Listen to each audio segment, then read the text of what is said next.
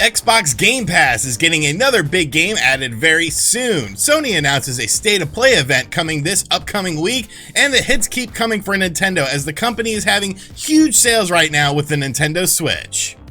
What's going on, guys? I'm RGT85. If this is your first time on the channel, welcome. Be sure to hit that subscribe button and be sure to like and share the video if you enjoyed it. But without any further ado, let's talk about what's going on in the world of video games. So Xbox Game Pass is something that I talk very highly about because, well, I really enjoy the service. It really allows me to play games that maybe I overlooked or just didn't have enough time to play when they initially came out, and it really just gives you a great value with your Xbox system. Right now I'm playing Titanfall 2, which I think is one of the best online first-person shooters ever. I'm having so much fun playing this game online, and I probably never would have played this game if it wasn't for something like Xbox Game Pass. I've downloaded a bunch of just random games on there as well. It's very fun to check out these games via Game Pass because there's really no commitment with it. When you have the game, you can just check it out if you have the service, and I really like it. And obviously, Xbox has been doing a great job this generation of adding games to Xbox Game Pass. Big games, new games, games like Outriders, MLB The Show 21.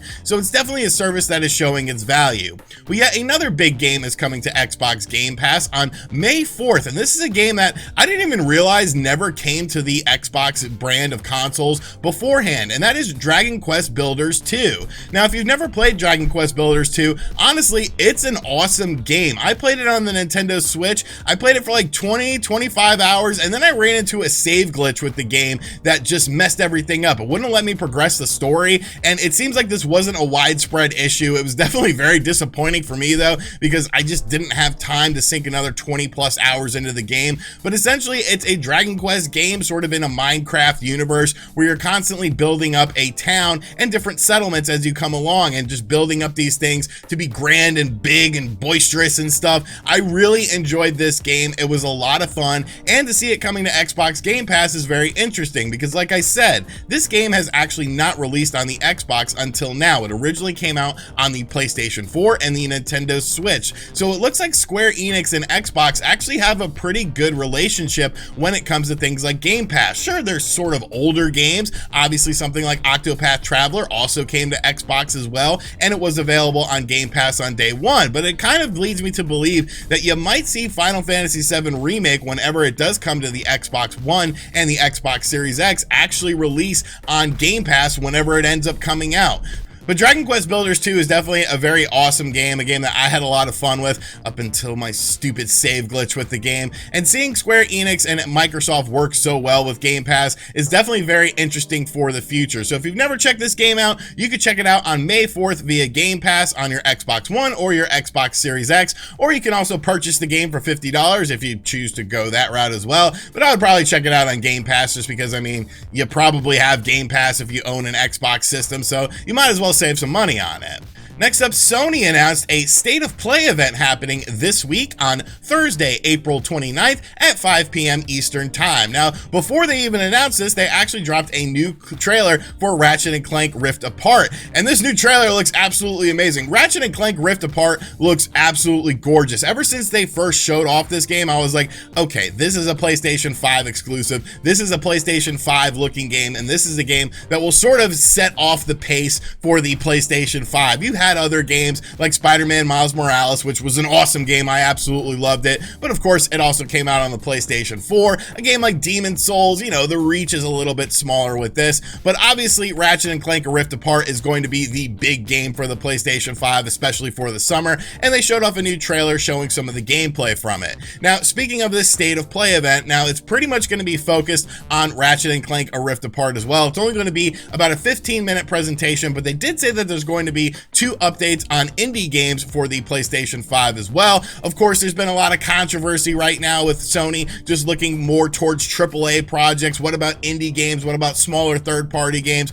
Are they going to sort of abandon them? You never really know with Jim Ryan because he just kind of talks out his ass. So it's almost to the point of where, like, don't listen to Jim Ryan. Just look at what Sony is doing to sort of get a gauge on where they are as far as creating games. I hope that Saifu game, I believe that's what it was called, is shown during this event. That was a game game that I thought during the last State of Play had a lot of potential. It looked interesting enough, but they didn't really show the gameplay of it. So I sort of want to see a deeper dive into that. And of course, Ratchet and Clank is the big centerpiece for this event. But what I find kind of interesting is, you know, it's almost like Returnal is just an afterthought at this point. Now, obviously, Returnal comes out this week. There's already preview copies out there for a lot of people. Reviews will be going up this week as well. But I kind of feel like, I don't know, maybe Sony is just sort of overlooking Returnal. They just are putting that game out there and then focusing more so on Ratchet and Clank. For me, Returnal looks awesome. Like from a visual standpoint, I think it looks absolutely gorgeous, but I'm just kind of over these roguelike games because it's almost to the point of where with roguelike games, it's like,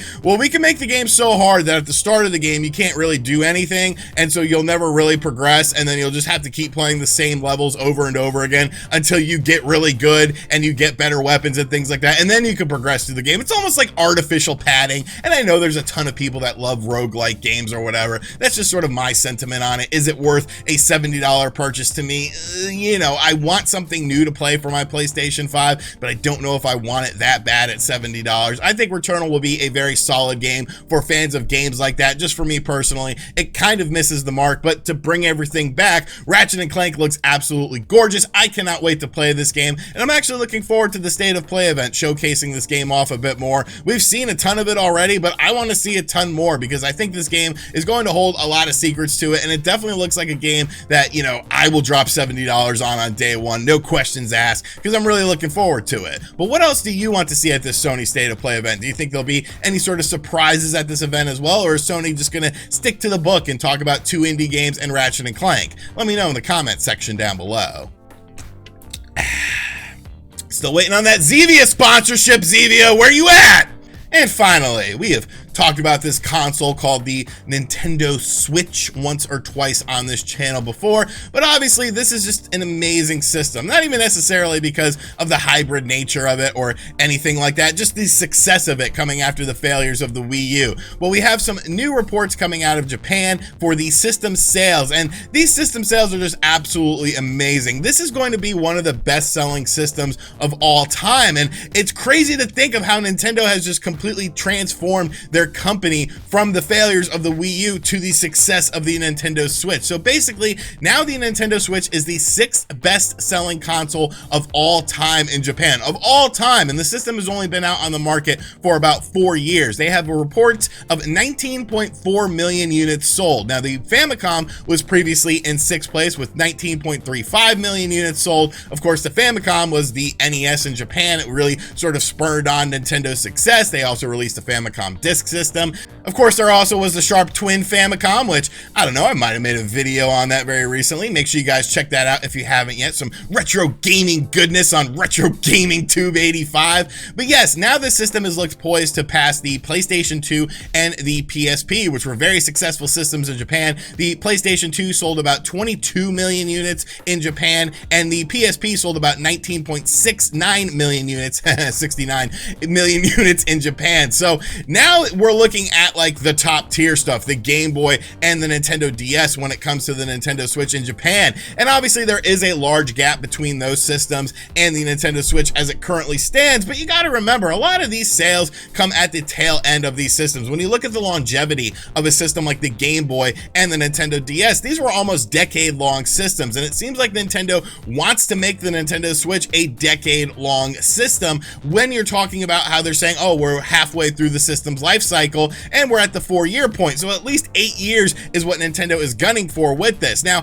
what's the limit for the Nintendo Switch? I think it could definitely hit these numbers as the best-selling system of all time in Japan. The Japanese market has obviously shifted away from traditional consoles more so towards these portable systems. It's always sort of been like that, and now you're just sort of seeing it tenfold because of the hybrid nature of the Switch. Of course, there is the Nintendo Switch Lite. There is that upcoming Nintendo Switch revision that some people don't think is a thing, but I definitely do think is a thing, and I think we'll hear more about it this year and potentially even see it this year. So now you're talking about multiple Nintendo Switch units in people's houses, you know, people that own 2 or 3 Nintendo Switches, whether it's a Switch Lite or a Switch Revision or just the standard model. So definitely crazy stuff to see out of Japan. Obviously the Nintendo Switch is well over 80 million units sold worldwide. I think it'll end up passing the PlayStation 4 eventually. It could end up passing it this year, depending on software that comes out for the system and potential revisions as well. So definitely very exciting stuff for Nintendo. I can't wait for an investors meeting because I've actually put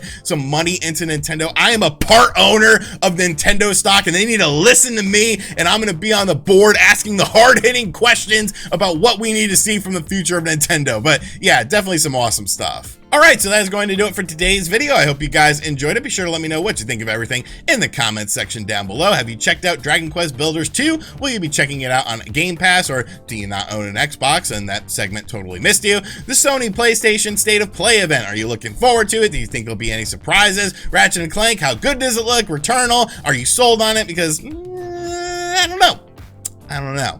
And of course, Nintendo Switch sales just en fuego right now in Japan and pretty much worldwide. And as always, guys, thank you for checking out this video. If you are new to the channel, be sure to subscribe and turn on notifications. Check out other videos on the channel as well. The Knicks, you know, you guys slandered them all season. I'm pretty sure they're, you know, holding 4th seed in the East right now. I'm sure they're on a 9-game winning streak, potentially going for 10 tonight against the Phoenix Suns. If they beat the Phoenix Suns, the hood rat RGT is coming out. Like, I'm gonna get me some malt liquor and just, like, you know, some backwoods and stuff and just enjoy the night, because this is going to be a glorious night if they win. If they lose, you know, it is what it is. And as always, folks, I'll catch you guys on the next video.